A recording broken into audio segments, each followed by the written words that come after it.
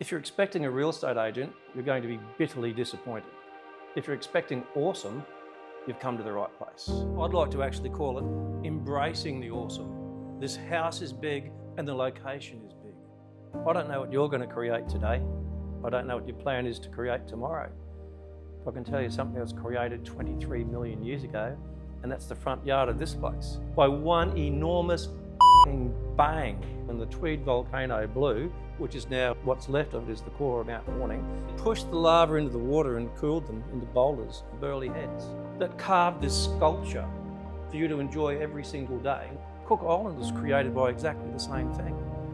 The Tweed River gouged out the soft soil sediment that was left over after it, and that's what you get. Welcome to Northern Rivers.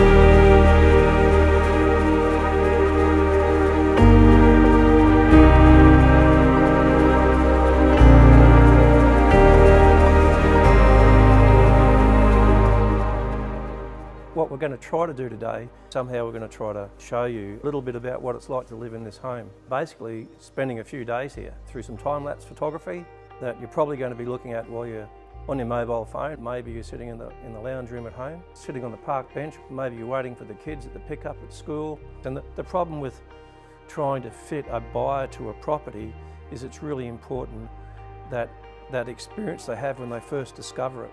You're always looking for that magic 2, 3, 4 words just to describe the property. Enjoy the experience. Embrace the awe. It's big. This is one of the biggest homes I've been in for a long time. 6 bedrooms, 3 bathrooms. Oh, wait until you see the size of the boat you can put in this place. But there's a 3-metre high garage down the side here. There's 6-car parking there. There's also a double car park. So if you can tie your family to an aspect like this, it's something they'll never ever forget. You survey the world basically from the top of it. I was asked the other day, what's so valuable about a headland? I came down from Palm Beach today. That took 15 minutes. Burley Heads on a good day might take you 25 minutes. You know, we were down at Byron Bay, which is only 40 minutes away. Headlands give you a spiritual feeling.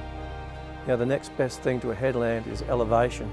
Now, watching that sun come up over a big horizon from a really big room, this is big. East Banora here is a primary headland, set back from the beach as such, but it still gives you that magical spiritual feeling of elevation, surveying the world and realising that we're part of something really special. When I got here this morning, as much as I tried to look through the house, I couldn't turn my eyes away from the sunrise. All the way down to Kingscliff, Fingal Headland, Daydream Beach, and north back up to Tweed Heads. And you can see why these point positions and this sort of elevation is so valuable to people's health and well-being, because it really gives you an indication of just how big the world is. Just over my shoulder here, you've got Fingal Headland, over to Cook Island and down through Daydream Beach. So I can get over here in 9 minutes. Now I'm saying an easy, relaxed 9 minutes. Right in the middle of the literal rainforest, and then you've got 2 or 3 tracks you can take. You can go along the beachfront, you can go up a walkway up to the headland. Obviously in a northerly, you're going to surf the south side of the Fingal Lighthouse at Daydream Beach there.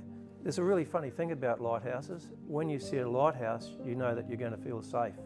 And that's the sort of experience you have here. And by the way, you need elevation like this. You're not looking into it, you're actually surveying it. Tweed River system that's right in front of us. You see it at all times of the day, from dawn till dusk. You see low tide with the birds worming it. You see the pelicans and their babies learning to fly. This goes all the way up to Point Danger. Down to the south here, we've got Kingscliff, fast becoming a dining hub of northern New South Wales.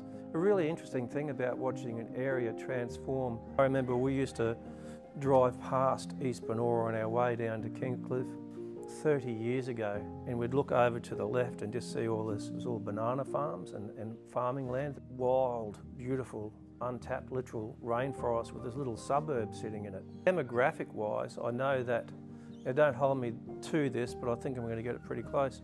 The average age in this area was the age limit was in the high 60s, around 70s, and now it's dropping down to the 50s. If you drive around the streets here now, you're seeing people in their 30s with little kids. A lot of this property here was settled in the 60s and 70s at East Banora, but what we're seeing is a resurgence and revitalising of the area as younger people come in. But what we're seeing is a resurgence, revitalising of the area as younger people come in and take the letterboxes. They're improving those properties, they're improving the streetscapes. Not that it needed a lot of improvement, but you still have that feeling of substance and that feeling of a solid community, but you're living in a place that you can actually, you know you're moving forward, you know you're becoming part of the future, and that's what's exciting about it.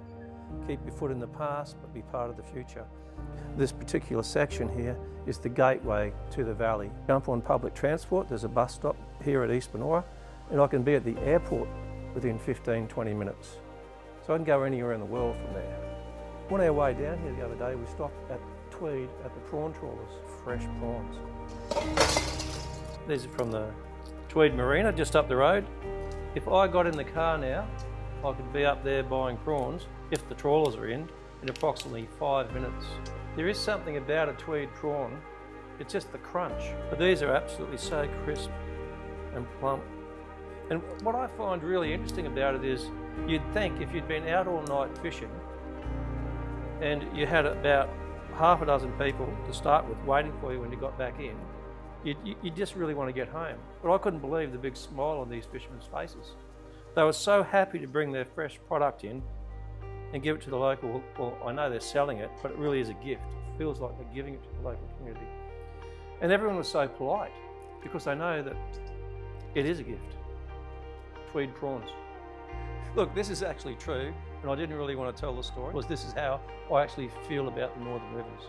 31 years ago, I left Burleigh Heads to go around Australia. I got to Point Danger and slept under a tree for a year. I'm not joking, but I literally slept under a tree at the Tweed Heads Caravan Park, which is no longer there, for a year. So I know the area well. It's one of the best times of my life, in tune with nature. But if you buy this place, you won't have to.